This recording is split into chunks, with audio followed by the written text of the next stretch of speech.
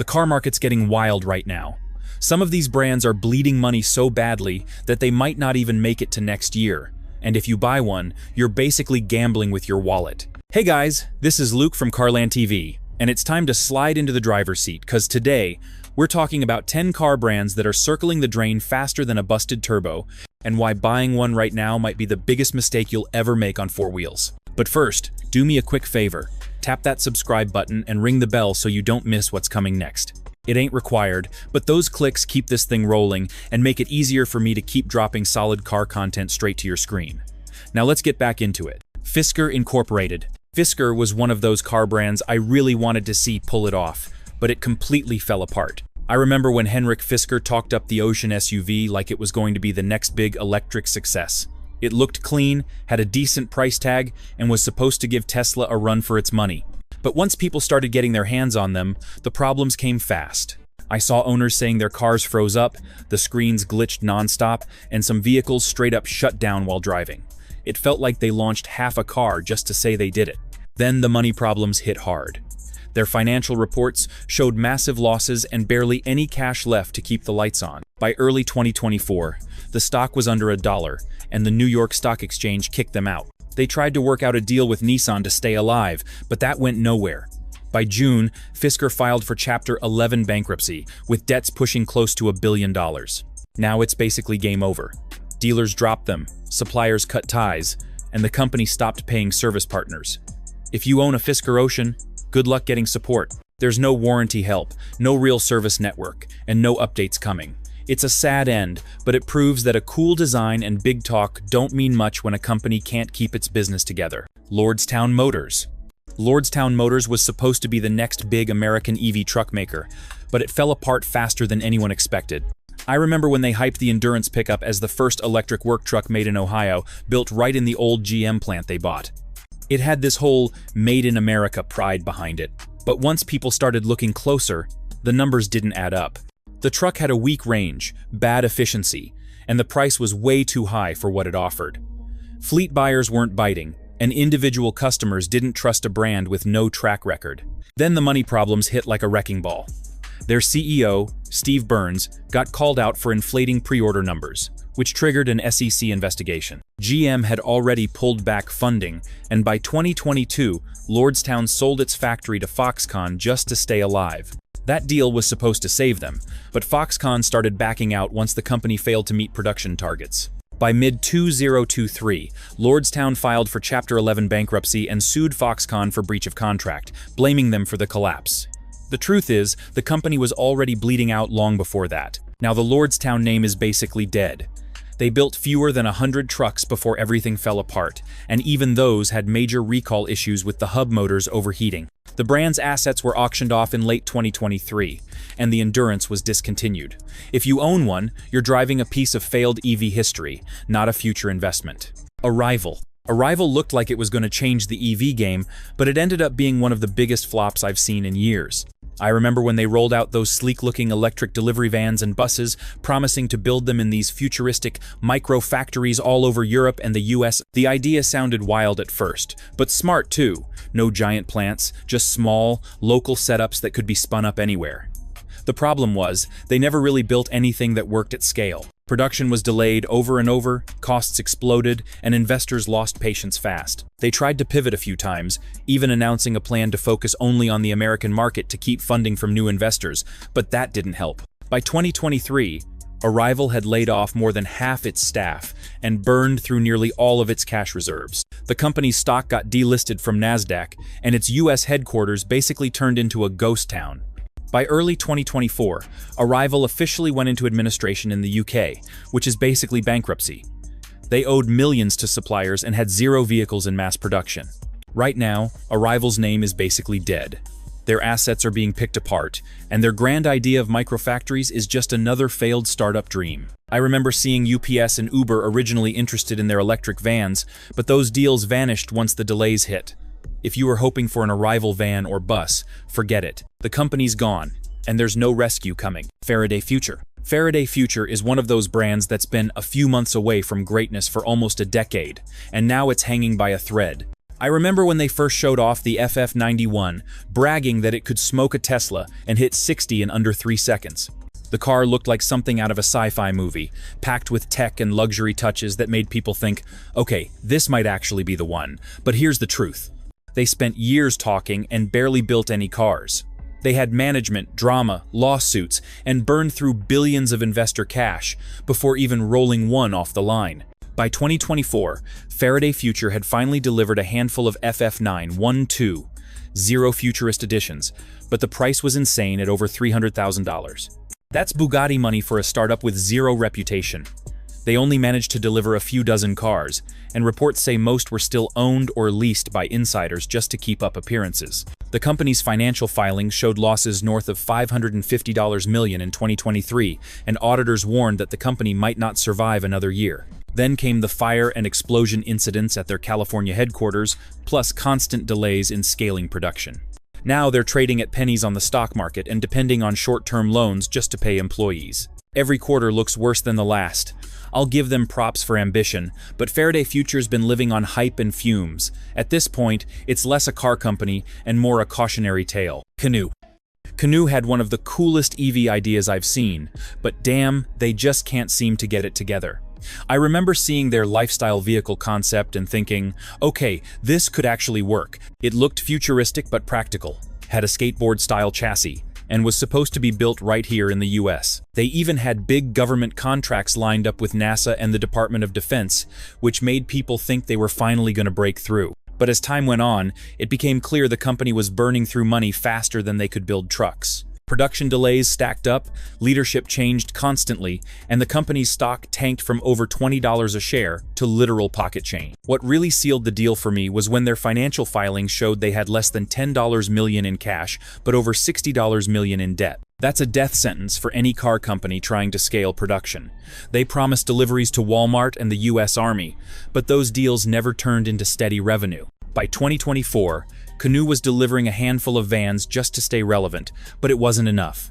Their Oklahoma factory is barely producing, and the company's constantly begging for bridge loans to survive another quarter.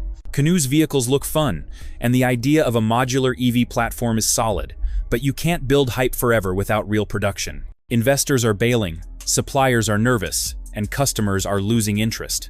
Unless a miracle investor shows up, Canoo's road trip is about to end in the breakdown lane. Nikola Corporation. Nikola is a wild story in the EV world, but not in a good way. I remember when they came out swinging, talking about hydrogen trucks that would crush Tesla's Semi and change freight forever. Everyone got hyped when they showed off that prototype video, but later it turned out the truck was literally rolling downhill with no powertrain inside. That whole scandal blew up, and founder Trevor Milton got nailed for securities fraud in 2022. After that, the company's reputation tanked hard, and it never really recovered. They tried to pivot, focusing on battery electric and hydrogen fuel cell semis, but nothing went smoothly.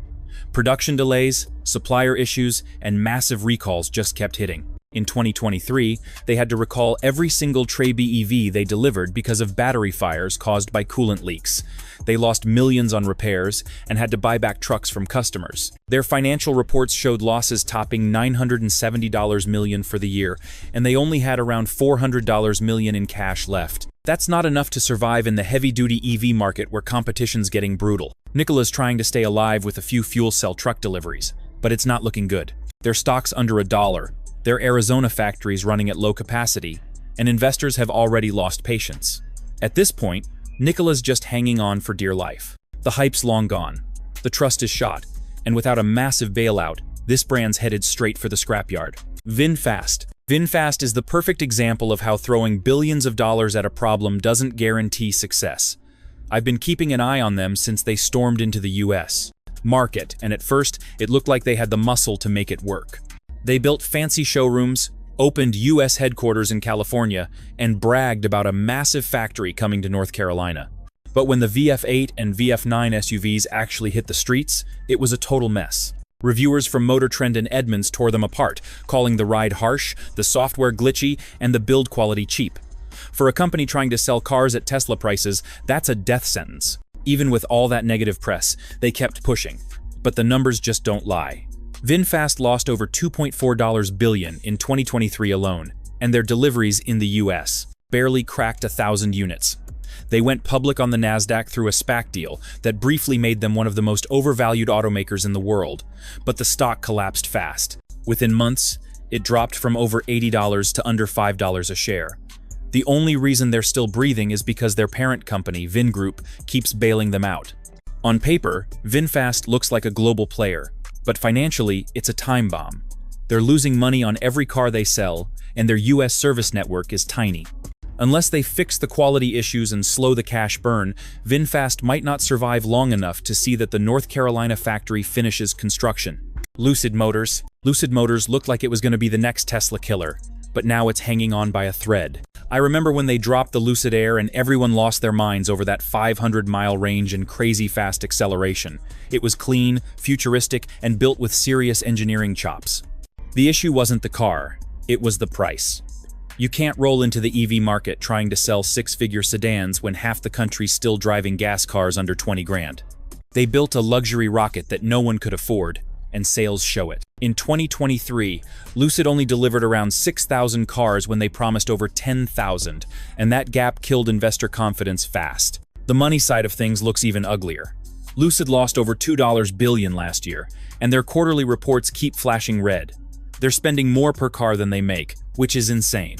The only reason they're not belly up yet is because the Saudi Public Investment Fund keeps pumping billions into them. That kind of backing buys time, but it doesn't guarantee survival. Every new model they announce, like the Gravity SUV, feels like a Hail Mary to stay relevant. Lucid's got the tech, no doubt, but it's the business side that's dying. The brand can't survive just selling rich guy sedans while the rest of the market is moving toward affordable EVs.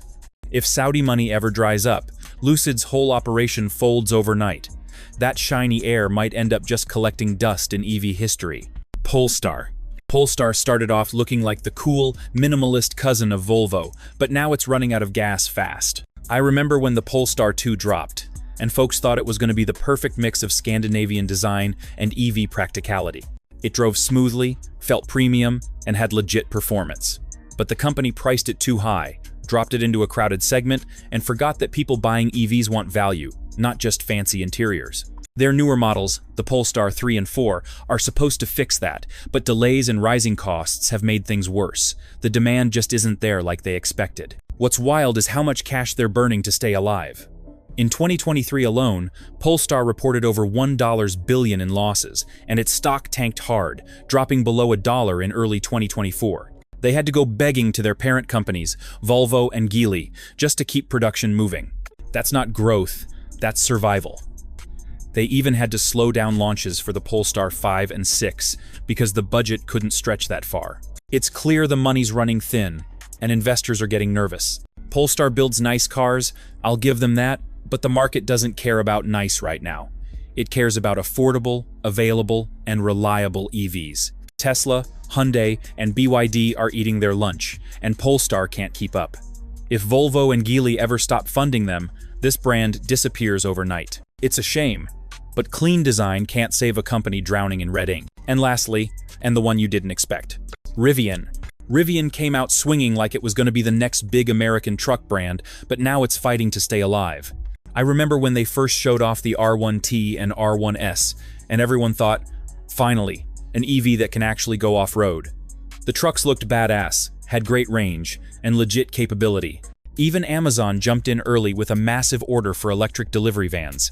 But once production started, the cracks showed fast. Their supply chain was a mess, production costs were sky high, and each truck they sold was losing them money. For every R1T that hit the road, Rivian was burning through thousands of dollars. By 2023, they had already lost over $5 billion for the year. And while the trucks got solid reviews, they couldn't build enough of them to make a profit. Their stock dropped hard from over $170 a share at IPO to under $10, and investor confidence tanked right along with it. Even with Amazon's help, they had to delay projects and lay off employees just to slow the bleeding. They're now cutting jobs again in 2025 and scaling back production to save cash, which tells you things aren't improving. Rivian's got cool products, no doubt. The R1T is one of the best-looking electric trucks out there.